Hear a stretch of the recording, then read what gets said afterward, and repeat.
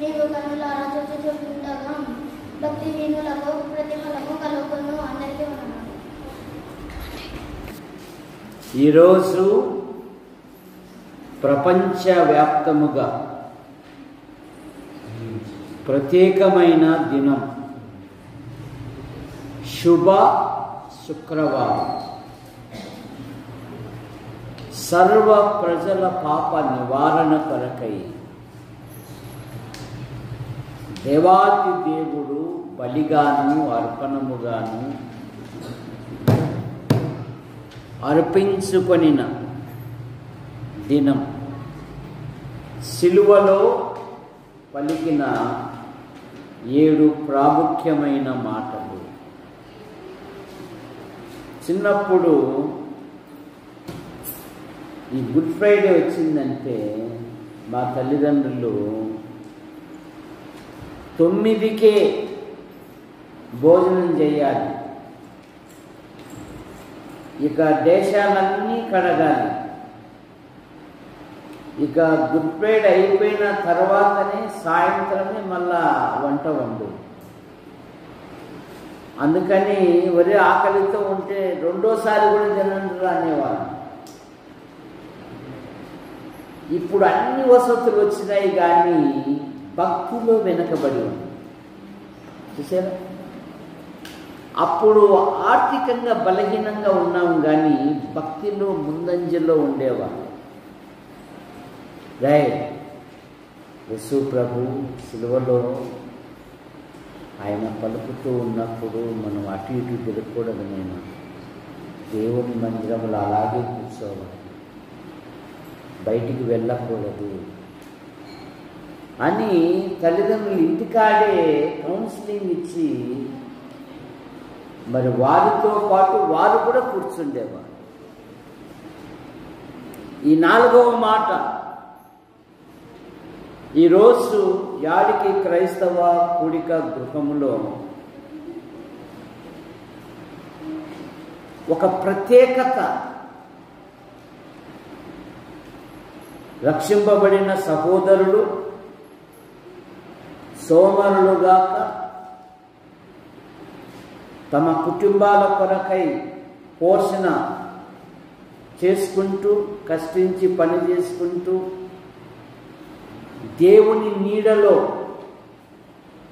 దేవుని వాక్యం ప్రకటించుట అనేది అత్యంత విలువైనది. అందరికీ రాదు ఆ భాగ్యము. దేవుని సన్నిధిలో నిలబడి దేవుని వాక్కులు ప్రవచించుట, ప్రకటించుట అందరికీ రాదు. బైబిల్ ఎప్పుడో చెప్పింది కదా, సువార్త ప్రకటించు వారి పాదములు ఎంతో సుందరములైనది. ఈ లోకములో దేవుని పక్షాన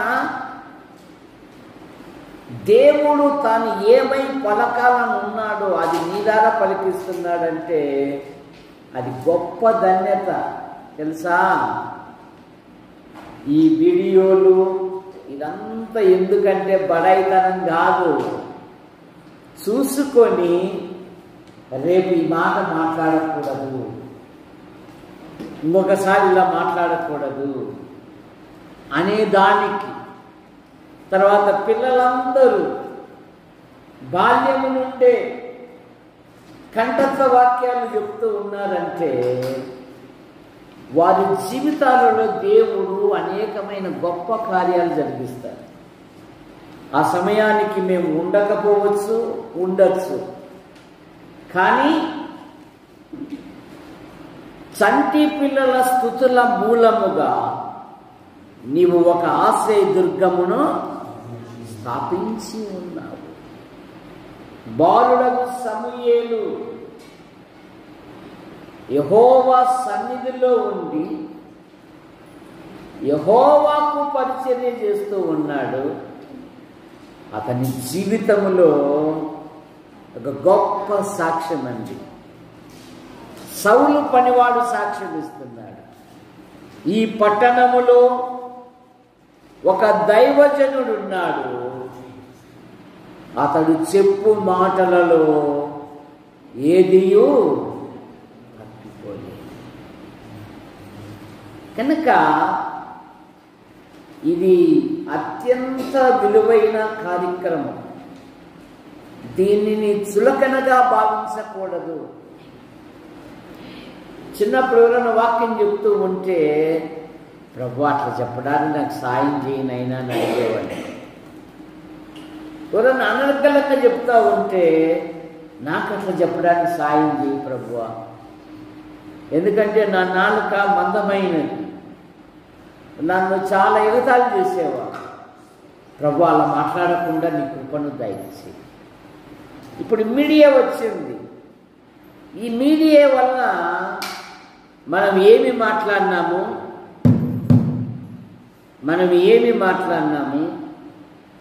ఏమి మాట్లాడకూడదు, భవిష్యత్తులో ఎలాంటి మాట్లాడాలి అని నీ మెదడును పదును చేసుకోవడానికి అంత తప్ప ఇదేదో బడాయికో దానికో దీనికో లేని విపరీతమైన బుద్ధులతో ఉండకూడదు. ఇప్పుడు 4వ మాట, నా దేవా నన్నెందుకు చేయి విడిచితివి.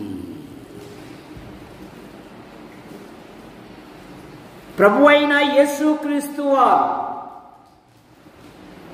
ఆయన ఈ లోకములో ఉన్నప్పుడు యోహాను సువార్తలో తండ్రితో ఉన్న సంబంధము అనేక మార్లు తెలియజేస్తాడు.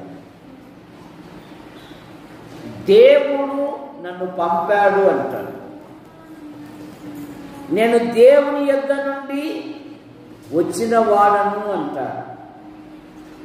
దేవుడు నేను ఏకమై ఉన్నాము అన్నాడు.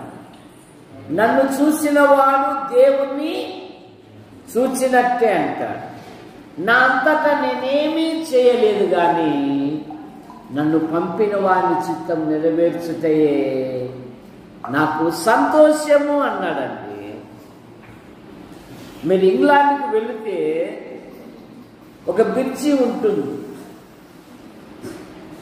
ఆ బ్రిడ్జి యొక్క ఉద్దేశం ఏంటంటే, ఓడలు వచ్చినప్పుడు ఆ బ్రిడ్జి తనంతట తను తెలుసుకోవాలి, ఓడలు వెళ్ళిపోతాయి.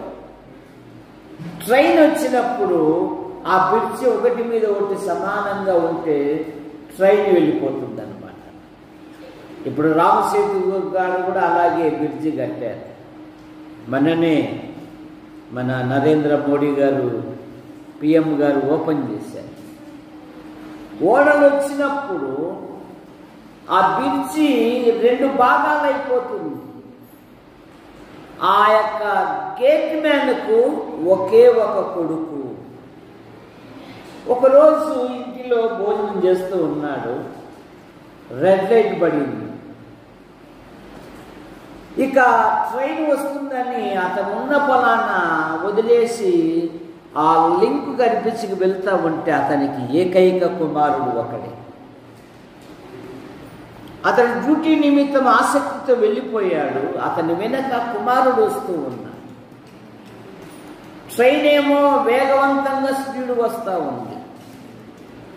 ఇప్పుడు ఆయన 2 భాగాలు చేసేస్తే ట్రైను వేగముగా పరిగెత్తుకొని వచ్చి ఆ సముద్రంలో పడిపోతుంది, ఆ నదిలో పడిపోతుంది. అప్పుడు ట్రైన్లో ఉన్న వాళ్ళందరూ ఏమవుతారు? చనిపోతారు.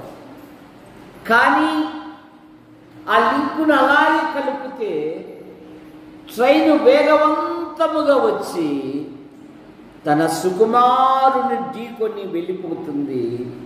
అనేకుల ప్రాణాలు ఏమవుతాయి? రక్షించబడతాయి. అలాగే సర్వ ప్రజల పాప నివారణ కొరకై మన ప్రభువైన యేసుక్రీస్తు వారు సిలువలో బలిగాను అర్పణముగాను అర్పించుకున్నాడు. గలతీ పత్రిక 3వ అధ్యాయం 14-15 వచనాలు. గలతీ పత్రిక 3వ అధ్యాయము 13-14 వచనాలు. క్రీస్తు మన కొరకు శాపమై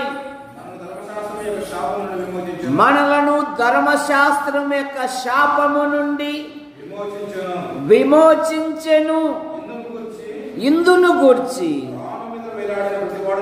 మ్రాను మీద వేలాడిన ప్రతి వాడును శాపగ్రస్తుడు. ఇప్పుడు సర్వలోక ప్రజల పాప పరిహారము కొరకై ఆయన బలిగాను అర్పణముగాను ఆ శిలువలో కరిగిపోతూ ఉన్నాడు. దేవుడు పరిశుద్ధుడు. పరిశుద్ధుడైన దేవుడు పాపాత్ముల కొరకు తన కుమారుని ఈ లోకానికి అప్పగించాడు. కాదు నానా, నీవు నేను ఏకమై ఉన్నాము అని అంటివే. నా దేవా నా దేవా నన్నెందుకు నీవు చెయ్యి ఎందుకు పిలిచాడు?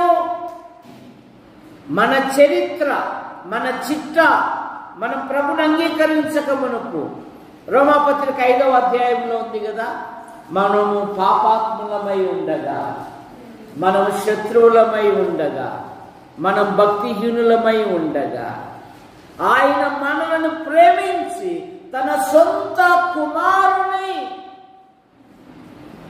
మన నిమిత్తం ఇవ్వడానికి ఆయన వెనకాడలేదు. రోమాపత్రిక 8వ అధ్యాయము 36వ వచనములో ఏమందుము? రోమాపత్రిక 8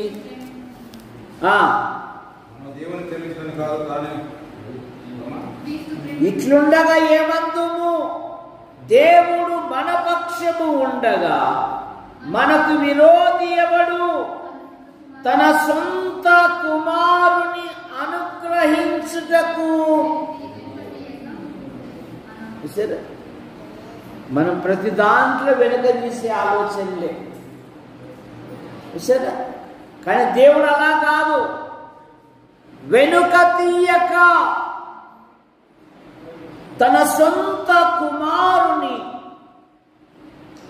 అనుగ్రహించుటకు వెనుక తీయక మనందరి కొరకు ఆయనను అప్పగించాడు. ఇస్సాకు బలి అవుతున్నప్పుడు, అబ్రహాము కత్తెత్తినప్పుడు ఏమన్నాడమ్మ దేవుడు ఆకాశం నుండి? చెప్పు ఇస్సాకు, బీసి ఇస్సాకు ఏమన్నాడు? ఆగు అన్నాడు. రైట్ అనలేదా?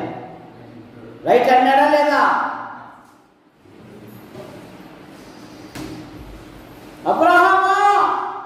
అబ్రహామా ఆ చిన్నవాడి మీద కత్తి, నీ కుమారుడు కాదు బలి కావాల్సిందేది నాకు. ఇస్సాకు బదులుగా పొదలో తగులుకొనున్న పొట్టేలు జాతి విమోచన కొరకు, ఇశ్రాయేలు జాతి విమోచన కొరకు అర్పింపబడిన పస్కా గొర్రె పిల్లగా, లోక రక్షణ కొరకు లోక పాప మోసుకొని పోవు దేవుని గొర్రె పిల్లగా ఆయన మన అపరాధముల కొరకు, మన దోషముల కొరకు, మన పాపముల నిమిత్తము ఆయన బలిగా, సిలువలో బలిగాను అర్పణముగాను అర్పించుకున్నాడు. ఆయనను మన కోసము అప్పగించాడు. మరొక మాట అంటాడు, ఆయనతో పాటు మనకెందుకు దేవుడు అనుగ్రహించడు. కనుక ఈ 4వ మాటకు ఉద్దేశం ఏంటంటే, తప్పు చేసినది నేను, శిక్ష అనుభవించాల్సింది నేను. కానీ గలతీ పత్రిక 2వ అధ్యాయం 20-21 వచ్చిన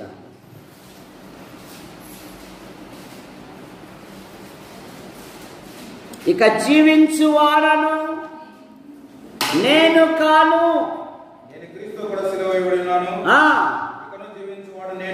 నేను కాను, క్రీస్తే నాయందు జీవించుచున్నాడు.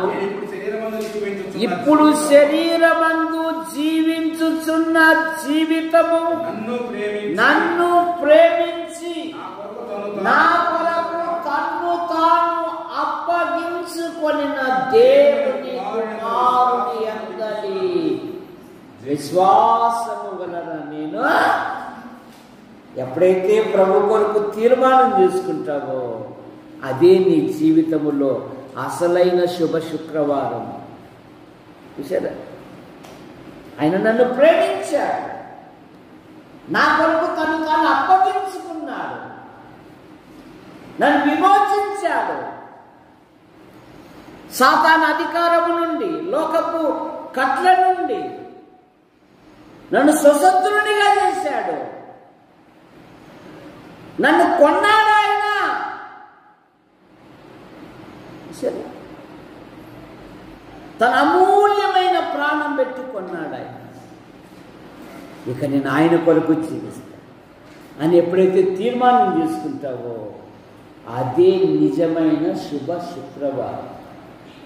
చిన్నప్పుడు మాకు ఓన్లీ బెల్లం పానకం మాత్రమే ఇచ్చేవారు. ఇప్పుడు ట్రెండ్ మారింది, భోజనాలు పట్టుకొచ్చారు, అసలు కథ మర్చిపోతారు. ప్రభు యొక్క కార్యాన్ని గురిపేట ఉద్దేశం ఏంది? ఆయన నా కొరకు చనిపోయాడు, నేను ఆయన కొరకు జీవించాలి. కనుక ఎందుకు ఆయన మన కొరకు అనుగ్రహింపబడ్డాడు? మన పాపముల కొరకు, మన దోషముల కొరకు, మన అపరాధముల నిమిత్తమై ఆయన శిలువలో బలియాగం. ప్రార్థన చేసుకుంటాం. ప్రేమించిన మా తండ్రి, 4 మాటలు ధ్యానించుటకు సహాయం చేశారు. ఇంకా 3 మాటలు స్కిట్ ఉంది, దీవించండి. ఇప్పుడు బ్రేక్ తీసుకుంటుండగా సహాయం మిడతాయించి ముందున్న కార్యక్రమాన్ని కూడా దీవించండి. యేసు ప్రభు నామములో ప్రార్థిస్తున్నాం తండ్రి, ఆమేన్. ఇప్పుడు బ్రేక్.